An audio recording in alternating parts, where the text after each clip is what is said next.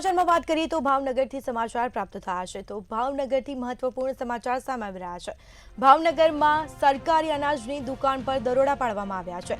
કાળિયાબીડમાં ગાંધીનગર પુરવઠાની ટીમના દરોડા, જેમાં હિતકરણસિંહ ગોહિલ સામે પોલીસ ફરિયાદ નોંધાઈ છે। તો અનાજનો જથ્થો બારોબાર સગેવગે કરવાને લઈને ફરિયાદ દાખલ કરવામાં આવી છે। પોલીસે આરોપીને ઝડપવા માટે ચક્રો ગતિમાન કર્યા છે। તો પોલીસે આ મામલે વધુ તપાસ હાથ ધરી છે। પુરવઠા વિભાગ પ્રથમ વખત આધાર અધિનિયમ અંતર્ગત ફરિયાદ નોંધાવી છે। તો પુરવઠા વિભાગ દુકાનોનો પરવાનો રદ કરવા સુધીના પગલાં લઈ શકે છે।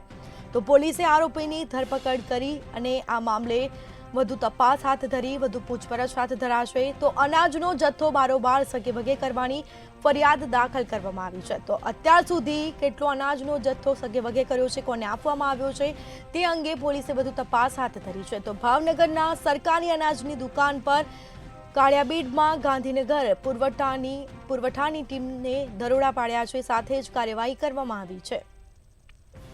તો અનાજનો જથ્થો બારોબાર સગેવગે કરવાને લઈને ફરિયાદ કરવામાં આવી છે। તો પોલીસે આરોપીને પકડવાના ચક્રો ગતિમાન કર્યા છે।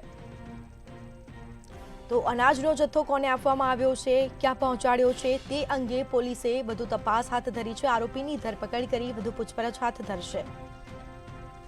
તો પુરવઠા વિભાગ દુકાનનો પરવાનો રદ કરવા સુધીના પગલાં લઈ શકે છે।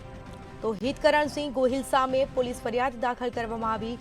કાળિયાબીડમાં ગાંધીનગર પુરવઠાની ટીમ દ્વારા દરોડા પાડવામાં આવ્યા, કાર્યવાહી કરવામાં આવી। ભાવનગરના સરકારી અનાજની દુકાન પર દરોડા પાડવામાં આવ્યા છે। તો દરોડા પાડતા જ અનેક કાળિયાબીડના ગાંધીનગર પુરવઠા વિભાગ દ્વારા કાર્યવાહી કરવામાં આવી રહી છે। દરોડાની કાર્યવાહી હાથ ધરાઈ હતી, વધુ તપાસ શરૂ કરાઈ છે। તો આ મામલે પોલીસે આરોપીની ધરપકડ કરી અને વધુ તપાસ શરૂ કરી। તો હિતકરણસિંહ ગોહિલ સામે પોલીસ ફરિયાદ છે તે દાખલ કરવામાં આવી છે। તો દરોડા પાડવામાં આવ્યા છે।